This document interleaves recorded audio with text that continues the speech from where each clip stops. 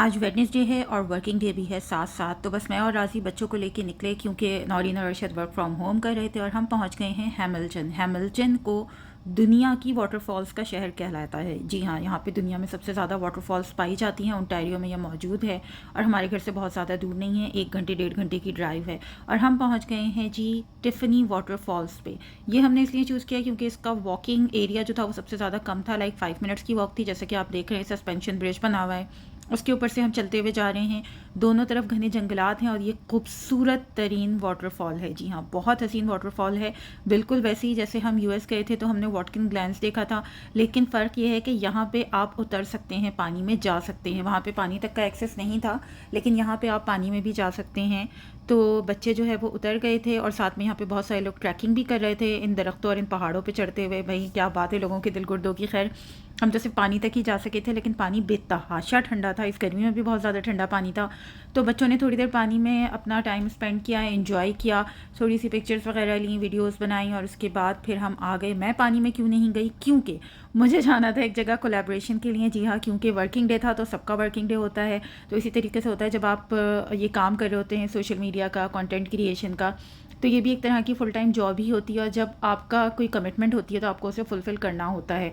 क्योंकि मैं 3-4 दिन से मौजूद नहीं थी मिसिसागा में, तो बहुत सारी चीज़ें वेट कर रही थी। तो जिन जिन चीज़ों को मैं इस वक्त जो है वो कर सकती थी, अप्लाई कर सकती थी, जिन जिन चीज़ों के ऊपर जहाँ जा सकती थी, वो मैंने जो है वो अवेल कर लिया था। और जैसे कि आप देख रहे हैं कि मैं फ़र्नीचर शोरूम के ऊपर मौजूद हूँ और यहाँ पे मैं अपना कंटेंट क्रिएट कर रही हूँ। मैंने कहा थोड़ी सी ये वाली वीडियो भी आप लोगों को दिखाऊँ। लोगों को लग रहा होता है कि बड़ा आसान काम है, बस गई और थोड़ी सी देर में हो गया, लेकिन नहीं जनाब, हमें बहुत सारे रीटेक्स देने होते हैं, बहुत सारी चीज़ें याद रखनी होती हैं, एक गो में बात करनी होती है, बार बार हमारी बात कट नहीं होनी चाहिए, ये सारी चीज़ें देखनी होती हैं। फिर आपका टाइम है, आपकी तैयारी है, आपकी एनर्जी है, उसके बाद फिर वीडियो एडिट करना, तो ये सारी चीज़ें भी मैटर करती हैं।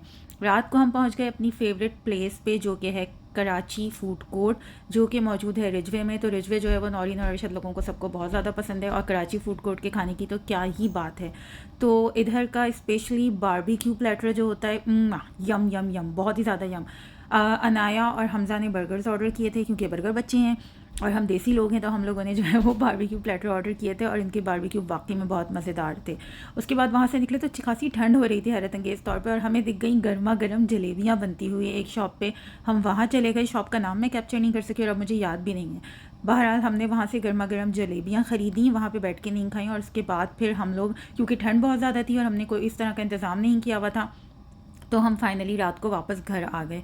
बस घर आके काफ़ी देर तक बातें बातें की आपस में और उसके बाद फिर सोने के लिए लेट गए। तो आज का व्लॉग बहुत छोटा सा था क्योंकि सब बहुत ज़्यादा थके हुए थे लंबे सफ़र से, तो इस वजह से छोटा ही व्लॉग होना था। अपना बहुत ख्याल रखिएगा। अल्लाह हाफ़िज़।